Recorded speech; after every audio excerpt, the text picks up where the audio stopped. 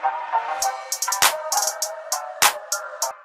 and gentlemen, je vous dis welcome, bienvenue dans leen jàmm dans votre émission Sénégal sur Sénégal 7 yaa tey nag xam nga we got surprises for you tey xam nga ay ndaanaan lañ fi indi ñoo xam ne Galsen instant bi ñëpp ñu ngi leen di laajte. Ladies and gentlemen, Majestic Drama on Sénégal 7. Majestic.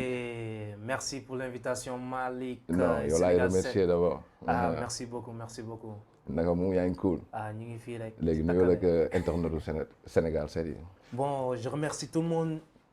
ñëpp ñu may soutenir si biir Sénégal. ak waa Sénégal 7. Vraiment yéen yaa leen nekk si biir dëkk bi di jàppale artistes yi comme ñun.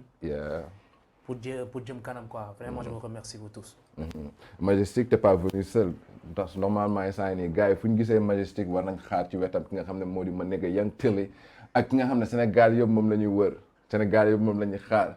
Ladies and gentlemen, fresh to death teg ci soxor xam nga di zaloone ladies and gentlemen. Young Fif, Zo Dollar, Miet Sat, nu koy waxee sax Miet Satsu Mietze, ladies and gentlemen, Zo Dollar, ladies and gentlemen, Young Fif ngeen di am biir Sénégal 7 bi ma nekk Young Tilly, New DK, New Dakar ngeen di am. New Dakar. wala boog Tilly, kontaan déjà plaisir la déjà xam nga. yow moom kenn du représenté mais kii déjà aussi tamit gars yi xamuñ que ne dafa yàgg nekk ci game bi di représenting peut-être am na ñoo xam ne peut-être nu ñu koy waxee tey sax. ci titre bii nii am na ñu bëri dañ koy découvrir.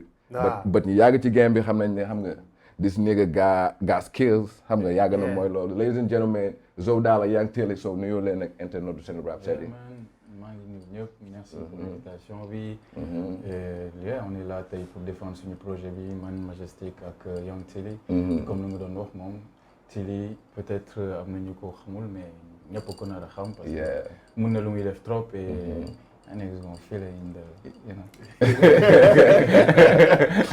Yeah, the niggas gonna feel that. So, ladies and gentlemen, déjà trio bi gis nañ ko quoi. Donc trio bi am na lu ko waral ñi fan yi ñu ngi gis New Dakar. Déjà Majestic mën nañ ñëw ci yow nga wax ñu ci lan mooy New Dakar. waaw projet New Dakar bi bon c'est un projet collaboratif la. am Zo Dollar, Young Tilly et Majestic Drama. Donc dañoo bëgg andi benn univers bu bees. surtout dans le rap game au Sénégal. et comme on dit en anglais fresh air xam nga fresh air mooy lu bees loo xamante ne. loolu la game bi manqué woon quoi. honnêtement parce que ñu bari ñu xam nga fànn hip hop yi dañoo mujjee woon sax bàyyi hip hop yi. waaw dafa mel ne rap bi da leen soofoon. waaw dañoo dem dugg si mbalax. et ça c'est un peu triste quoi. te dëkk bu nekk dafa war a am industrie rap bu développé boo xamante ne c'est satisfaisant aussi quoi. Voilà, donc on va amener notre univers dans le rap game au Sénégal. New flavor. New flavor, comme on dit, voilà. Mais man déjà sama question mooy yow déjà bi nga revenir au Sénégal yàggul. Effectivement. Mais si diggante bu gàtt bi noo def ba loxo ci Zo Dollar. C'est ça mon problème. Mais au fait, ça fait longtemps. Il posait sur mes instrus, hein. Ça fait longtemps. Parce que honnêtement, même Buzz Lab, il y a plein d'artistes venant de Buzz Lab, comme Cannabis et tout. Donc voilà. Parce qu'on se souvient de Nogoré aussi quoi. Nogoré effectivement, effectivement. Donc ça fait longtemps. C'était juste une question de se parler face à face et faire cette liaison quoi. Donc après c'est venu naturellement. C'est venu naturellement honnêtement. Zo Dollar Young Fif. gars yi yàgg nañ la gis xam nga ngay ñëw des fois di indi ay ngay def ay featuring. Les gars ils se demandent cette fois-ci est-ce que c'est la bonne quoi genre cette fois-ci est-ce que Zo Dollar il est revenu pour de vrai wala xam nga dafa ñëwaat mayaat ñu benn affaire pour delluwaat dans son coin. non instant yii moom gëm naa ni Majestic du ma bàyyi ma dem quoi ak gars yi du ñu ma bàyyi ma dem. donc instant yii man maa ngi woon samay projet bopp maa ngi woon maa ngi préparé benn album et tout. album boobu foog ñu ñëw ci. waaw loolu ñu ngi si aussi. et comme New Dakar bi moo gënoon pare on s'est dit nañ génne single yu New Dakar premier single mooy yàgg na bu génn. et am na yeneen single yi ñëw projet baa ngi ñëw benn EP la. et man tamit maa ngi samay affaire man maa ngi ça fait longtemps maa ngi dugal di denc tourner clip di denc.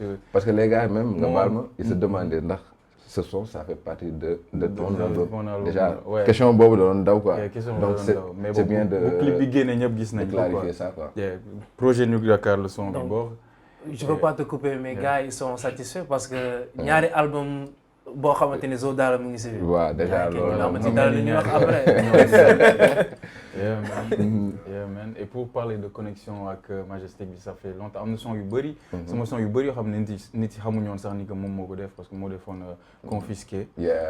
moo defoon I don't care. amul ndax yaa ngi fàttali ko I don't care. amoon na Right Tonight bu man a kan base. am na yu bëri ah man jàppatuma sax bëri na de. am na son yu bëri yoo xam ne. La mort au Chichi. waaw la mort au Chichi. la mort au Chichi. son yooyu yëpp moom la moo ko defoon.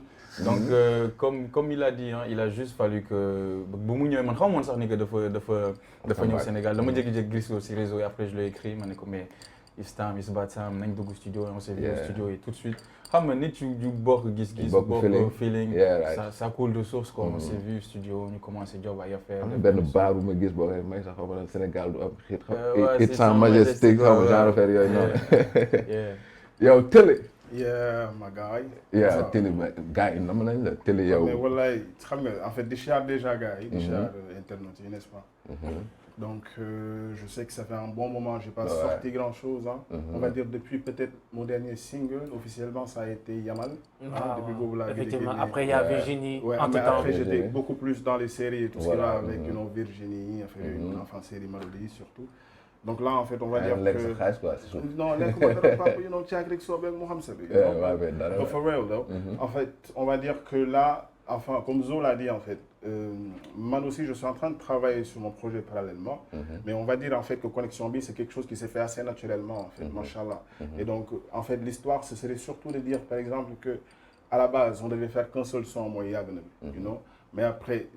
liggéey bi daa yomboon vibe bi da doon dem tellement qu'on s'est dit non boy en fait on ne peut pas laisser ça partir quoi dëgg yàlla y a tellement de potentiel qu'on s'est posé qu'on s'est dit en fait écoute let's go on sort un projet bi après yaa ngi xam waruñ ko yemale ci exactement yàgg na surtout pour wan gars yi nan la ñu koy defee quoi donc tey loolu moo waral ñëw Dakar bi quoi that's it yow léegi ce qui veut dire que ñëw Dakar ça li mooy premier single bi so des na ay affaire ay clip ak ay son yu war a génn quoi ak date de sortie bi affaire bi war a génn gars yi ñoom gisaguñu dara on est juste en train de s'échauffer là instant yi échauffement la quoi Inch'Allah deuxième single troisième single et tout deuxième single kañ la donc léegi aussi tamit mën nañu wax que ne ce projet c'est entièrement maanaam yow la Zo daal ak Yang Tili kese donc amul beneen artiste boo xam ne day ñëw intégré wu ci projet bi.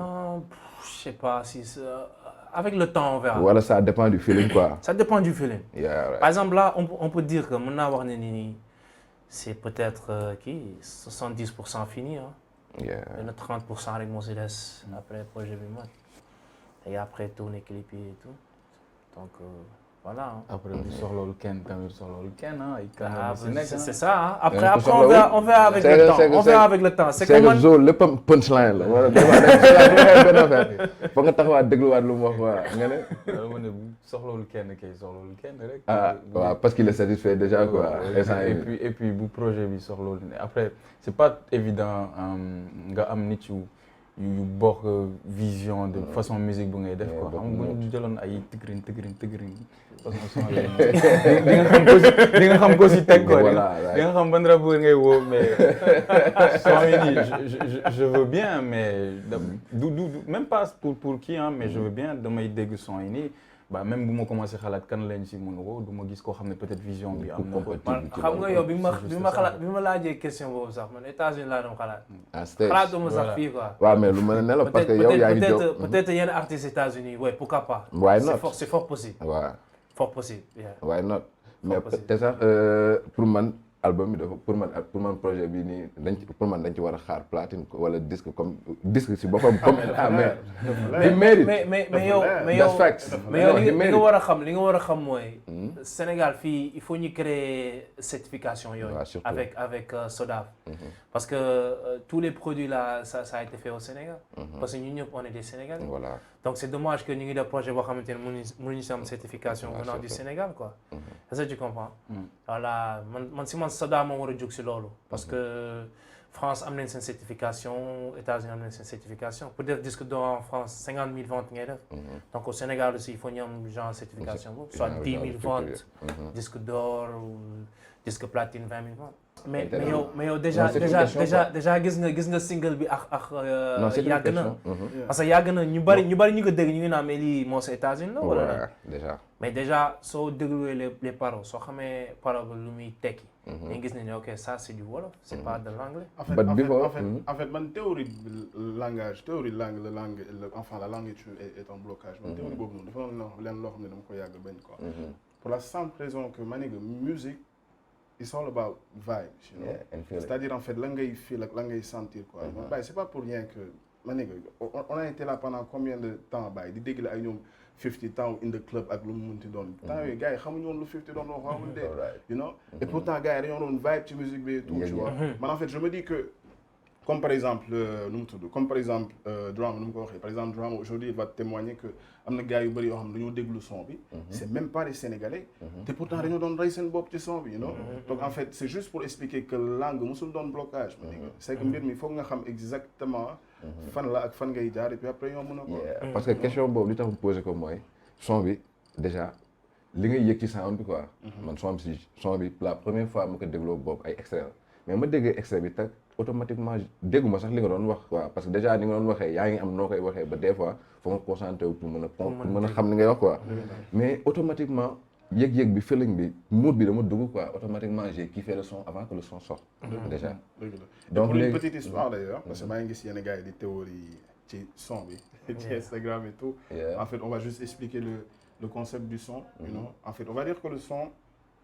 c'est un hommage en fait you know c'est un hommage par rapport ak man sama benn xarit boo xam ne moom laa am il est gaañu et c'est un hommage par rapport ak Abba bu Omzo you know moo tax en fait quand tu son bi boo ko déglu bu baax tu vas te rendre compte en fait que les paroles sont tristes mais lan moo tax mu mel noonu on va dire en fait que c'était une manière pour nous de rendre hommage par rapport ak l'image wala par rapport ak nit ñu xamoon nu ñu meloon you know c'est-à-dire c'était muy man sama copain bi muy Abba c'était des gens yoo xam ne assez énergétiques et tout c'est-à-dire en fait on voulait pas ñëw def quelque chose de générique comme sénégalais yi ñu ko tàmm defee you know yàlla nga dugg àjjana you know that's en fait ce genre de truc quoi on voulait vraiment faire un truc boo xam ne à l'image de la personne assez énergétique maanaam nit ki nu mu meloon et puis en fait waxaale li ñu wax ci biir quoi. parce que déjà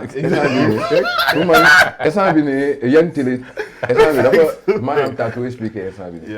déjà y en a beaucoup ba ci man qui comprenaient pas le son déjà xamuñu woon ne hommage la déjà en plus li nga wax ni maanaam dañuy éclaircir ci refrain bi déjà. parce que ñu dégg naan yàgg nga ma ngeen naan may suñu bër. yu bëri ñu ngi doon interpréter affaire yi xamuñ nu mu demee donc déjà lii ça clôt le débat. Exactly.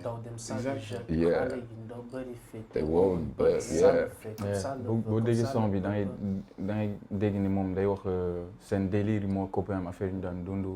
yaa ma daan wax ci lii yaa leen man mu jege woon xaritam man tamit su ma ñëwee affaire yi ñu doon dund man temps booy sama boy mais bëgguñu woon son bi nekk loo xam ne day triste. moo tax clip bi jóobuñu ko ci direction xam nga su doon yenn gars yi bu ñu dem clip ko ci cimetière yi. parce que xam nga suñu gisee clip bi vite fait ñu gis les premiers astronautes xam nga. ñu def affaire bi mu ndeysaane xam nga rek. loolu moo nekk ci projet New Dakar yëpp mooy lépp lu ñu nar a def on va pas le faire. On est là pour casser repousser les limites, briser les barrières et musique bi rafet, le contenu, le fond, la forme, lépp ànd et il est temps que yenn affaires yi c'est bon les gars doy na waay c'est-à-dire en fait c'est-à-dire là en fait c'est wax ji day leer quoi you know c'est-à-dire là c'est vraiment benn ère bu bees buy commencer quoi you know and niggas gotta know about that c'est-à-dire instant yii nii saa waay New Dakar moo ñëw amul sax ay négocier amul ay xaaral te ñëw you know so that's the shit c'est-à-dire instant yii en fait on vient surtout pour imposer nous notre vision de c'est-à-dire instant yii nii pour la suite pour les années à venir rap Galsen fan la war a mën a jaar exactement pour you know mën a exporter boppam tu vois pour dicter le game exactement mais am na sax benn commentaire bu wax loolu nee na instant bi vous venez de tracer le chemin pour le futur de rap Galsen quoi. parce que ça veut dire que le public ñu ngi comprendre ñun ban univers lañ nekk. et ñoom univers bi neen ñoom xaar mu ñëw. mu egg si biir dëkk bi. parce que c'est en plus gars yi dañ yàgg wax que ne xam nga dañ war a xool noo xam ne peut-être musique bi suñu musique. rap genre quand je parle de suñu musique je dis rap bi quoi. suñu musique bi dañu war a xool genre ñu ko exporter ñu ko génne. Effectivement, parce que même en termes de mélodie, même en termes d'instrumental, ça parle une langue aussi quoi. Soo xoolee aux États-Unis même danseurs yu dansent si morceau bi ils ont 1 million d'abonnés sur TikTok et tout. Et eux ils habitent aux États-Unis. Yeah, right. Tu vois donc vraiment c'est univers boobu nañu bëgg a andi au Sénégal quoi. mais comme sànq yaa ngi ko doon junj yan link lañ mën a xaar aussi yan job lañ maanaam yan collaboration lañ mën a xaar xam nga que ça soit en France en Afrique ak aux États-Unis aussi. xam nga man avant single bi di génn dama doon def ay snippet ay teaser et tout. même loolu dama koy bàyyi. affaire ndaw yooyu nga ñu doon may da ngay bàyyi. teaser defatuma ko. pourquoi. ça sera une surprise rek ñëw rek wàccee ko seen bopp quoi. parce que déjà man je voulais vous montrer su ma doon def teaser pour vous montrer au fait l'univers qu'on est en train de rentrer quoi. Tu vois mais après à la suite des affaires c'est mieux ñëw en tant que surprise. mu doon surprise mais léegi comprendre ngeen. léegi toog nañ donc premier kii bi c'était juste pour faire comprendre aux gars ñi xam nan la fan lañ jëm. voilà après le reste après ils vont découvrir quoi. voilà mais teewul instant bi nii yow yaa ngi job ku si nekk pour projet man solo ou bien. ouais c'est un projet solo parce que yaa ngi télé suma juum depuis Astro Boy. génneewoo dara. lui il t'écoute bien. ah non man le gars là il faut nga wax ko pour mu xam ko. non je le connais lui il me connaît pas mais man je le connais non je l'ai écouté yàgg na li may wax ni depuis Grand Yoff. xam nga yaa ngi foofu ay 2013 affaire yooyu noonu. c'est que Malick yow nga xam musique tamit mais vas-y. En fait, qu'est-ce que je voulais dire? Bon, c'est vrai que depuis mixé Astro Boy gis naa génne. C'est vrai. D'ailleurs sa son bi génne gis naa ay commentaires yu bëri wala même des gens qui faisaient des trucs ci ay Clubhouse à faire truc. En fait dañoo doon dal sama kaw par rapport ak loolu quoi. Je sors pas de trucs et tout ce qui va avec. Mais je vais dire en fait que par exemple son yàgg na bi. Histoire may raconter sax. Ça fait partie de la moo tax mu ñëwoon parce que boo bëggee mu dugg ba ci biir par exemple yàgg na je l'ai fait pour une personne boo xam ne à la base on va dire que dama bàyyiwoon. mais nit kooku mu pousse bi ma ñëw. et puis disons que j'ai ñëw naa petit à petit affaire yi ñu doon dox mais malheureusement en fait c'est-à-dire moom fekkeewul yéene woon. Yeah, right. Et il est mort suite à une maladie. On va dire qu'aujourd'hui en fait c'est cette personne qui me motive plus à faire le maximum pour ñu mën a atteindre objectif bi. pour surtout moom. rendre ko hommage quoi tu vois. Après le truc c'est que boo xamee Young Tilly di nga xam ne tamit que Young Tilly en fait c'est le genre de personne boo xam ne du génnee juste pour génner quoi. C'est quality over everything. You know? Donc ce qui veut dire en fait que Astro Boy je pense que ça avait pris 2 ans suma juumul pour mixer boobu génn you know. Donc instant yii na gars yi xam ne le projet ça va sortir et je vais le dire ici exclusivement. Le projet ça va sortir en fin 2022 inchallah c'est mon projet personnel. Ce qui veut dire que année bi gars yi nañu am double Young Tilly you know. yaa lay dama bëgg nga jàngaloo caméra yi wax yaa ladies and gentlemen exclusive ni nga kaanay di waxee exclusive so tell it talk to them. Alright, so son prochain projet ça va sortir inchallah en fin 2022 you know so rappeurs yi you know so concurrence bi all niggas better get right ambulance mooy ñëw waay yeah Armstrong so yow dama dugal fenn quoi. grave parce que instant bii nii Zo dafa wax loo xam ne gars yi Sénégal ñu ngi koy interpréter nu ne. the punchline Armstrong. léegi comme que gars yi son yi day génn ñi décortiquer ñi di chronique ñu seetlu ne son yi mu génne ba léegi man j'ai pas vu de chronique. si maa ngi gis booy di kii ah. non et je pense que. des chroniques hein. ouais mais man des na quoi parce que dama jàpp que ne peut-être les gars yi n'ont pas compris ça. wala affaire bi xam nga wala the shit is too deep for them xaw ma I don't know léegi Zo Dalla is here. gars yi ñu ngi wax ci punchline Armstrong 2 roues xaw ma nu mu demee noonu sow. nu mu demee noonu quoi léegi doo ñu ko faram fàccal mu gën a leer ci ñun quoi. pour man pour borom bopp yu xaw a oyof yi quoi. waaw borom bopp dof yi Yeah, ladies and gentlemen, je vous rappelle que yéen a ngi biir seen rap set wi ma nigga Majestic Drama Young Tilly Zo Dalla New Dakar in the air. So lu ma wax mooy my mind going too deep because the Armstrong still bleeding but I'm strong su ma la mënoon jox 2 roues ni Armstrong mais da nga génn àdduna ni Armstrong en fait su ma la mënoon jox 2 roues ni Armstrong dafa am cycliste bu tudd Lance Armstrong su ma jumul et y avait un parallèle ak moom xam cycliste le 2 roues lay dawal et dama ne su ma la mënoon jox 2 roues boobu comme sa roue sa bakkan sa naf sa ton âme su ma la mënoon jox 2 vies ni Armstrong donc y a double entendement comme ils disent. Triple entendement. Multiple entendement. Foofu noonu mais da nga génn àdduna di Armstrong. Neil Armstrong ok beneen bi Neil Armstrong beneen bi Neil Armstrong c'est l'astronaute et day génn àdduna en mode il va dans l'espace et donc il y a des multiples entendements quoi tu vois da nga génn àdduna mooy yow tu es décédé et Armstrong dafa génne te Armstrong dafa génn àdduna eso lu doon mais instant bi génn àdduna décédé wul quoi ma ne mais instant bi génn àdduna décédé wul exactement mais gis nga Malick soo xoolee aux États-Unis les meilleurs rappeurs aux États-Unis ils ont cette manière d'écrire les textes double entente, triple entente. Par exemple, ñuy def loolu Jay-Z, J. Cole. Il y a eu une période nga baal ma sax gars yi dañoo wax que Weezy ne rappait pas. Weezy. rabul woon parce que les gars yi xamuñu woon Weezy la nga doon wax ci ay textes. non xamuñu woon Weezy kañ. Bon, peut-être aux États-Unis époque boobu il faisait quelque chose de différent. C'était un gimmick. Tu vois. Donc États-Unis gimmick mën na dox et tout mais quand on parle de rap, les meilleurs rappeurs aux États-Unis, ils font double entente, triple entente. Jay-Z, J. Cole, il y a plein d'exemples à te donner. Yeah. Tu vois. Yo, léegi Zo. SSP. gars yi ñu ngi def lu nekk ñu ngi naan société sénégalaise de production. ñu ngi teg ay affaire Zo daal di luy SSP. ak kañ lañ koy am. SSP ça fait longtemps que maa ngi si nag. et puis bon gars yi dañu may laaj yow fan nga nekkoon ma ne maa ngi sama gàll di jouer play. non mais ba pare en plus gis ma méttiwul tu vois. am naa ay doléance fans. ay fans Zo daal. non man kay chaque jour doléance yi. déjà fan Zo daal déjà xaar bi the wait. ok gars yi nee nañ xaar bi dafa voilà. xaar bi non mais comme keroog lu ma doon wax rek mooy. gars yi xam nañ ne que ak xaar bi lu mu munti yàgg yëpp. bu génnee kenn du wax en fait ñoom xam nañ ni tey bu ma annoncé woon ne tey si guddi minuit pile son day génn xam nañ fii nu mu nar a mel ñoom xam nañ. tu vois donc c'est pas que dama doon toog defuma dara maa ngi si maa ngi job dem jot naa def benn projet boo xam ne dama dem ba si biir doyuma woon.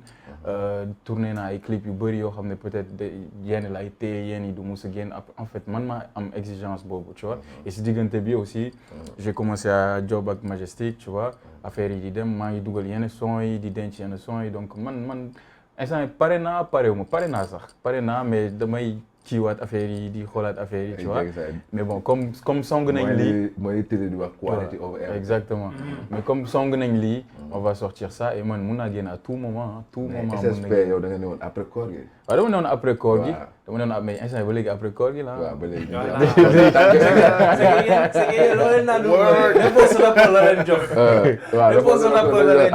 parce que même décembre sax après koor gi la. waaw léegi après koor léegi the meaning SSP. mais comme ñu ngi xaar ma ñëw si la comme ñu ngi si New Dakar. bëggumoon monopoliser promo bi alors que suñu projet yi on est là. New Dakar bi je préfère jox New Dakar lu mu mérité quoi. ñu promouvoir comme il faut et tout ça. et en tout cas même album bi même avant muy génn dina am single dina am des trucs comme ça am na affaire yu bëri ñu job peut-être Marc Majestic. on a déjà choisi quelques singles. et donc de tout temps dina génn mun na bokkaale ak New Dakar bi mun na génn après mun na kii mais en tout cas dans tous les cas dinañ ma dégg fii dégg ma. parce que gars yi ñu ngi même ci Insta bi maa ngi gis gars yu ko commentaire naan ndax ton album les beats sera produit 100% par Majestic. bah une majeure partie en tout cas. majeure partie am na quelques yu ñeneen def mais lu bëri moo ko nar a def. incha allah comme que Sénégal mënoo am it without. waaw. Majestic. Bars. yeah right. so the meaning. SSP gars yi instant ñu ngi teg lu nekk nag. non waxtu wi jotagul mais dinañ si ñëw. instant yi ban 8 heures pile la wala. waaw mënuguñu si dugg directement mais dina am lu koy annoncé dina am single bu koy annoncé. yàggatul dara am na loo xam ne pare na man maa si des rek. dinaa xool ban jour laa koy fëgg xaw. question de feeling la. question de xool ban jour laa koy fëgg rek la tu vois mais am na loo xam ne dina annoncé album bi. loo xam ne pare na dina am titre bi. et puis peut-être fii ak loolu dinañ décider benn date incha allah. donc vous inquiétez pas man moom pare na mu ngi ñëw. léegi ma bëggoon ñu dugg ci benn parenthèse bu ndaw balaa ñu génn foofu noonu. parenthèse bi man dama koy commencé ak benn genre name dropping sax dama naan. da ngay yàgg xeex noo juuta ni Idrissa Gana. man pour man loolu rek wax na question bi ah. Jarul ma yàggale. da nga yàgg waay. da nga yàgg xeex noo juutu Idrissa Gana. Idrissa Gana ak affaire bi xew taay. moom moo fi dóor moom. noo juutu gang. Idrissa Gana. yeah right. mu ngi noonu ñun man. noo juutu gang. nekkuñ si yooyu ñun moom nekkuñ si yooyu. léegi par rapport léegi c'est quoi ton avis. mon ressenti par rapport à la polémique. 100% mon soutien et puis donc nit yi may jàmm en fait tu peux pas nee nañ que le football imposé wul benn religion nee nañ la religion n'a rien à voir avec le football ma ne leen l'orientation sexuelle non plus il fait ce qu'il veut football qu'est-ce que mun boo nekkee gay boo nekkee lesbienne qu'est-ce qu'on en a à foutre en fait so tu es là pour jouer au foot nañ ko juger si football am et puis c'est tout lu muy sol lu muy kii kan lay foon lu si yoonu kenn lu si yoonu kenn tu vois donc na ko nit yi may jàmm et c'est juste que j'ai l'impression que dañ ko bëgg voilà dañ ko bëgg sauf problème boo xam ne c'est plus grand que lui en fait c'est pas lui le problème problème yi ñeneen la ñu bëgg ils veulent profiter de ça parce que maa ngi gis ay Macron day wax kii day wax des gens yoo xam ne am nañ yeneen problème donc may leen ko jàmmam c'est Majestic, what do you think about that? Non, je suis carrément d'accord avec lui parce que man liberté de choix c'est important pour moi quoi. Ku nekk na tu fais tes propres choix, tu fais tes propres décisions, mais bu leen sonal nit ñi bu leen forcer seen perception, seen manière de voir, seen manière de faire si yeneen nit ñi. Yeah, right. Tu vois, man loolu ànduma si loolu quoi. Donc moi je suis derrière ñëpp ñoo xamante ne ñu ngi def seen choix personnel. Yeah, right. Tu vois. Télé. Bah écoute, je pense qu'ils ont tout dit, hein. Moi, je partage les mêmes idées, you know. En tout cas, une chose est sûre, man li may wax lenn rek laa ci yokk mooy. Partagez ñu sa idée yow. Mais une chose est sûre en tout cas, c'est que lenn rek laa ci yokk peut-être mooy le gars en fait il est payé pour taper sur le ballon quoi. Il n'est pas payé pour incarner les idéaux d'autrui quoi, you know. Donc en fait amul lenn luñ ko mën a forcer quoi. Au contraire moom moo nekk ci ay droit am, you know. Donc une chose est sûre, c'est qu'il a tout notre soutien quoi. Te du changer man. Du changer. Non, du changer. Du changer. Galsen for life. Du changer. That's a title. Galsen for life. Du changer. So Majestic. Yeah. So lan la ñu mën a xamaat ci projet bi loo xam ne xam waxuñ ko fii aussi quoi. Si projet bi ah. Bon, on vient juste de vraiment s'échauffer quoi. Donc disons que le prochain single arrive inchallah et ça va pas tarder honnêtement. Ça va pas tarder. Je vais pas vous donner une date, je vais pas vous donner. Instant yii lépp ay kii lay doon quoi. Voilà, l'essentiel que les gars soient prêts quoi. dañuy ñëw rek wàccee ko quoi. Tu vois. te bii moom bu leen jëm amul benn teaser si bi. amul teaser l'essentiel que les gars soient prêts nañ takk seen i ceinture pare xam ne à tout moment affaire yi mën na wadd seen kaw. Voilà c'est ça. mais inchallah te Zo li mu mën a wax aussi mooy Zo il est de retour c'est bon maintenant quoi. parce que question boobu soo seetloo moom laa ko njëkk a laaj quoi ndax cette fois-ci c'est la bonne quoi parce que gars yi fans yi surtout man dama xam ay fans Zo yu bëri yoo xam ne des fois ñoom dañ la koy wax dañ naan mais Zo dañ koy bëgg dañ koy nom mais Zo day toog gars yi ko xam nga ceene xam nga may ñu benn son benn featuring toogaat. waaw non effectivement parce que moom album moom pare na ba pare. tu vois léegi ñu Dakar 70% c'est fini. yeah right benn 30% rek moo si des c'est tout. et après comme lu mu leen di wax rek deuxième single mu ngi ñëw inchallah. lu mu mën a wax gars yi mooy gars yi lépp lu ñu bëgg dina am lépp lu ñu bëgg Zo def ko lépp lu ñu bëgg New Dakar def ko dina am dinaa ko def bu leen douter bu leen douter affaire yaa ngi ñëw dina am ay featuring yu mag affaire yu may laaj mooy na am featuring chaque jour est-ce que di nga am diwa parce que am na benn kii buñ benn affaire bu génnoon nga baal ma nag ci dagg bi benn extrait buñ mësoon bu gars yi mësoon gis ci net muy circuler boo xam ne c'était sa benn couple ak Freeze Corps la yoon gars yi se demandaient la question ndax le gars il va poser sur le prochain album loolu nit moo ko monté nit moo montage parce que doon coupler suñu son mais du ma wax ndax son dina génn c'est trop tôt pour wax loolu mais juste pour dire que xamante nañ quoi. je veux dire que xamante nañ bàyyi si fen si daw quoi. mais du ma waxagum ndax son am na wala mais am na featuring yoo xam ne.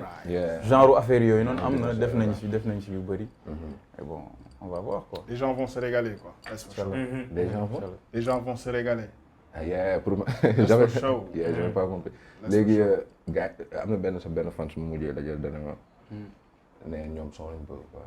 son lañ bëgg. waaw nee des fois genre ñoom dañuy nekk di xeex ci yow mais des fois genre. day mel ni man kii waaw bokkuma si day combat mel ne yow da nga leen di xaw a bàyyi ci biir. joxuma leen doole pour combat bi gën a neex quoi. Mhm. non du loolu de parce que dama xam bu ma jógee si sama dernier projet Bët ak Lamiñ dafa am lu bëri si nu ma joobee woon projet boobu yoo xam ne neexu moon et moo tax ma jël sama temps am na erreur yu bëri yoo xam ne bëggatuma ko woon def tu vois dama bëgg sama album bi suy génn dafa nar a mel exactement li mu ko bëgg tu vois dama bëgg moom son yëpp de A à Z moo tax ma exigeant ni man jokkoon naa bu dee génne ay son rek la mun naa génne ay son chaque jour mais je suis tellement calculateur tellement je me prépare bien que je me suis dit bii moom il faut que mu mel ni ma bëgg et instant yi pare na instant yi New Dakar rek si des et diggante bi dinaa génne single bu koy annoncé question de timing la rek et puis yàggatul dara mun na génn semaine bi gars yi à chaque moment daal ñëw dinañ préparé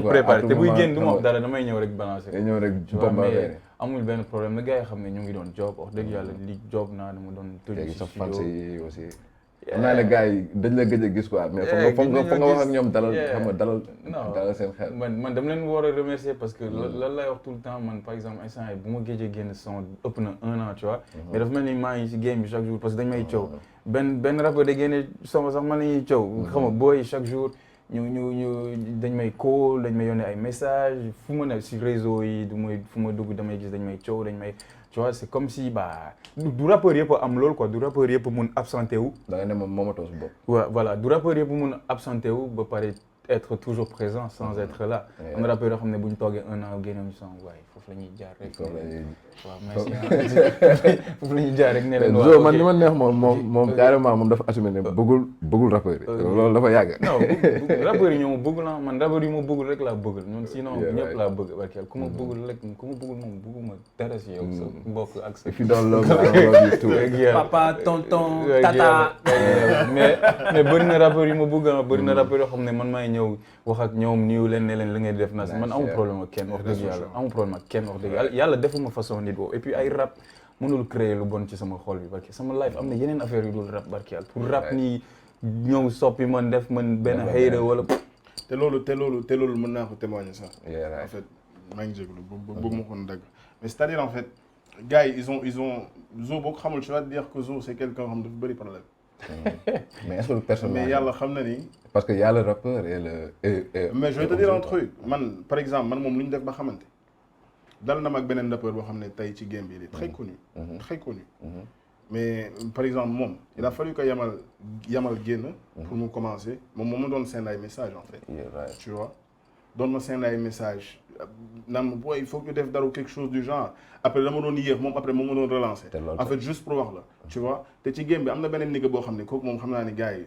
bu ci kanam mais dañ koy xam inshallah y a pas de souci you know mais am na beneen nigga boo xam ne par exemple kooku on se connaît très bien face to face damay bëggee di rap sax samay punchline ma nigga mu ko wanee ginnaaw nigga bi dama jam paaga you know donc en fait c'est juste pour te dire que c'est pas un gars assez hypocrite en fait c'est pas un gars hypocrite en fait you know melul nii yeneen rappeurs yi quoi tu vois donc tey li mu mën wax mooy gars yi dañu ko collé benn étiquette rek mais étiquette boobu noonu du moom quoi après moom lu mu wax mais il a raison rappeur bëggul après étiquette boobu dérangé wu ma gars yi pour bëgg jàpp dara nii moom mais rappeur bi jàpp say texte ngay kii sa ginnaaw ko la non kooku après gars yi nañ ko xam parce que dalante bi day am combat boobu moom mënul ñàkk moom moo ngi ñëw mais mënoon ci jox dara nii non mais da nga koy may au moins moom mu xaw a préparé tuuti mais da nga ñëw bëgg a bett non problème mooy da nga bëgg a ñëw bett ko may ko benn uppercut nii mbaj bi laa bëgg mu dal ci boppam alright mbaj bi foog mu dal menace en direct en tout cas xaw ma ban rappeur la mais na waajal bu baax mooy loolu c'est léegi Zo déjà ñu ngi dégg ni New Dakar vous êtes venu pour changer la donne donc am na loo xam ne neexu leen ci rap Galsen. non c'est juste pour apporter un vent frais en fait c'est pas bu ko gars yi jëlee critique du arrogance du ñëw rek ne ñun la du loolu c'est juste que ñun avant d'être ay rappeurs ak ay producteurs beatmakers ay consommateurs de rap la ñun dañ bëgg rap tu vois et bu dee rap bu gars yi di def fii bokkul ak rap bu ñuy déglu ça pose problème tu vois bu dee man soo duggee sama playlist wax dëgg yàlla am son yu bëri xam da ko fekk yu gars yi di def fii je sais pas si di nga fekk seen benn son sax bu dee damay wax dëgg rek tu vois bu dee damay wax dëgg rek mais parfois ñu jàmm ay affaire yoo xam ne damay déglu ne lii nice na tu vois et je pense que il est temps que bah ñu def rap bu xew au moins tu vois ñu def rap bu xew en fait rap bu xew loolu rek la du apport du ñëw ne dañuy kii gars yi wax leen mënoo leen même si ñu bëri mënuñu moom dëgg mais c'est juste que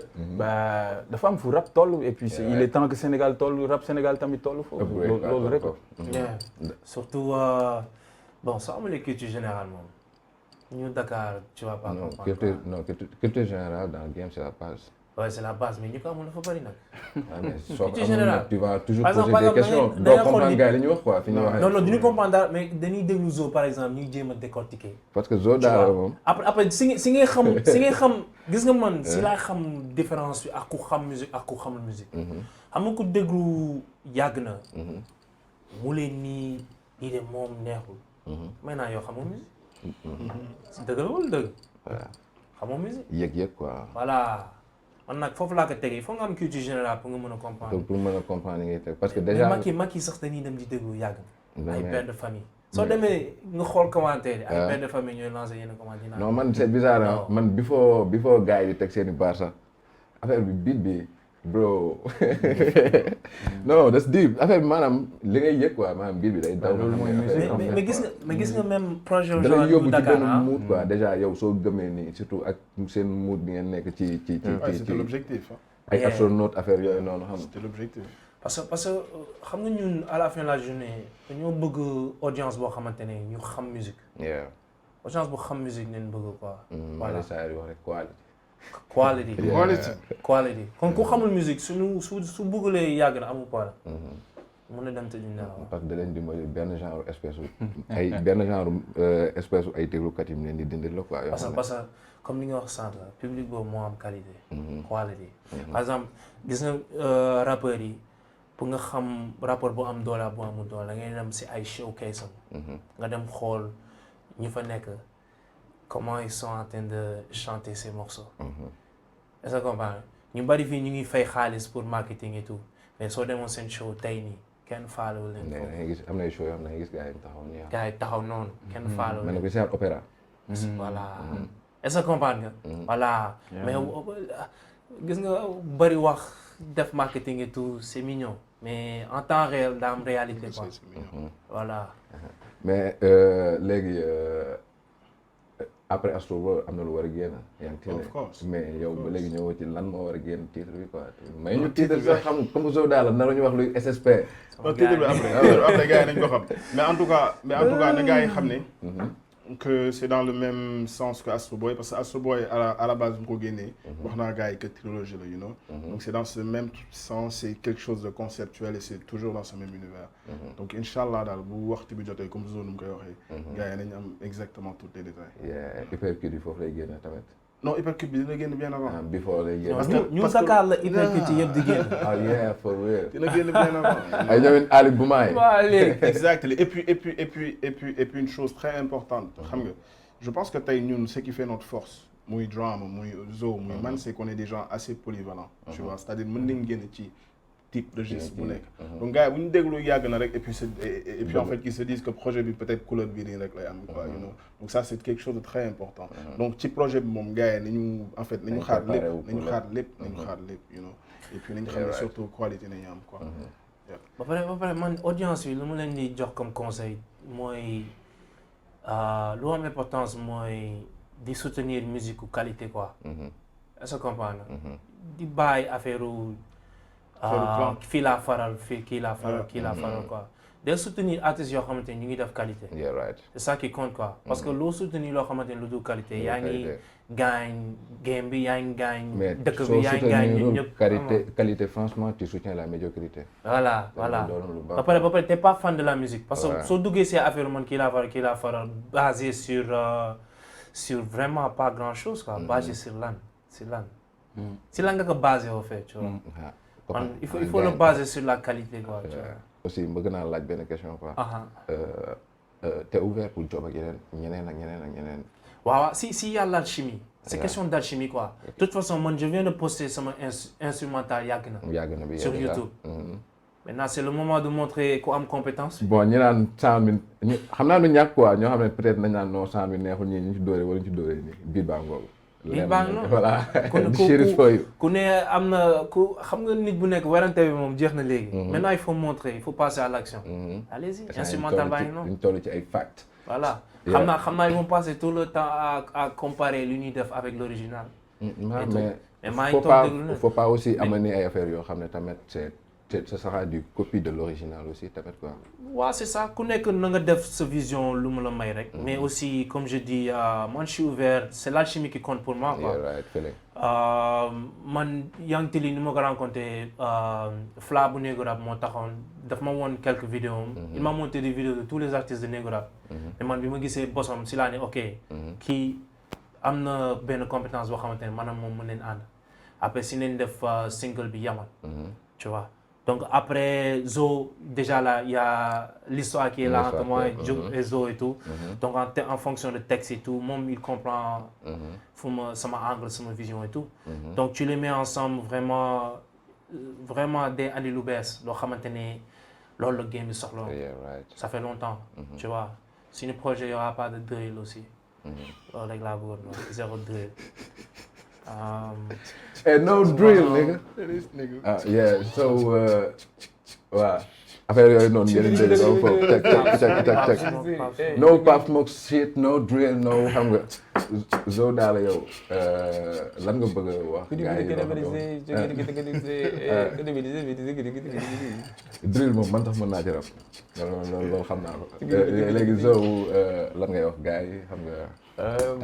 mooy loolu man damay remercier gars yi rek di leen wax ne bon man xam naa ni man moom gars yi comme lu mu leen wax rek maa ngi ci affaire yi yàggatul dara yàgg na génn na allez regarder le clip allez streamer ça sur les plateformes am na yeneen single yi ñëw New Dakar projet Young Tilly Omzo Dollar Majestic Drama mu ngi ñëw sama album SSP mu ngi ñëw mën na ñëwaat n'importe quel moment dina am single buy génn avant album bi inchallah et juste pour xamal nit yi que ñu ngi ci quoi ñu ngi job man ñu ngi job yëpp loolu woon daal. nel gars yi daal day yéeg daal day wàcc ba daal style daal. daal day yéeg. daal wàccul sax. du wàcc de day xaw a kii rek. ñoom ñoo day xaw a jël temps pause xaar. ñoom ñoo mënul topp kii bi. ñoom ñoo mënul topp rythme daal rek peut-être ñoom seen vision la peut-être ñoom ñooy xool ci kaw wala xool ci suuf. mais dañu xool fu ñu war a xool pour ba gis fu daal toll. En tout cas franchement je tenais à dire ça a été un plaisir de t'avoir ici. Omzo Dollar. Merci. Yeah. Young Tilly. Yeah, my guy. Yeah, alors, what's up? Écoute, di bëggee gars yi. Donc c'est la fin, hein? Ouais, c'est la fin. Écoute, di la remercier ci. Non, on a continué wax de. Non, c'est pas la fin. Gàtt na. Non, c'est avant la fin, quoi, genre. D'accord, bah écoute, je pense que je vais lancer le même message. Single bi génn na yàgg na. Le gars yi dem ci YouTube. Non, nga ne lan la sax. yàgg na. non dama bëgg nga waxee ko comme yàgg na bi. yàgg na. yàgg na. you know. Donc yàgg na génn na gars yi dem YouTube check tu vois en fait na gars yi faire on va faire péter le score you know nañ ci plateforme de streaming yi en fait nañ ci jàpp nañ ci jàpp quoi et puis surtout nañu support quality quoi. tu vois donc et puis ñu xam ne yeneen single yi ngi ñëw. et puis ñu xaar projet bu baax. man nigga kooku Young Tilly quality aka quality over everything. man nigga drama. yeah man. naka mu luy déglu. waaw yow laay déglu before ñi yëngal fii nii ak yàgg na. Bon New Dakar. mooy Dakar bu bees. Dakar bu bees bi mu ngi ñëw. Dakar bu yees. voilà. oublier le passé. lu jàll na. li fi gars yi jot a jëf yëpp nañ ko. l'importance mooy le présent et le futur. vraiment. et vraiment man je veux représenter le Sénégal de la bonne manière. à la fin de la journée. bëgg gars yi yëpp ñu nekk si biti dëkk bi suñu xoolee Sénégal. en termes de hip hop ñoom ñëpp ñu am benn fierté. est-ce que tu vois. fierté wu dëkk bi fierté wu industrie bi nekk si Sénégal quoi. nekk Sénégal c'est pas possible que Ghana ngi fii ñu ngi déglu morceau ghanéen ñu ngi déglu morceau nigérien mais par contre kenn du déglu. morceau sénégalais en termes de hip hop. donc il faut game bi yéeg il faut niveau bi yéeg c'est obligé mu yéeg. te qualité moo koy yéegal. il faut qualité moo koy yéegal. te arrêter les trucs de ego trip et tout quoi. tu vois il faut faire de l'art. il faut faire de l'art quoi c'est ça qui est important dans la musique. surtout voilà. Yo, ladies and gentlemen, c'était Majestic Drama, Young Tilly, Omzo Dollar. Now, Mouse. Bow.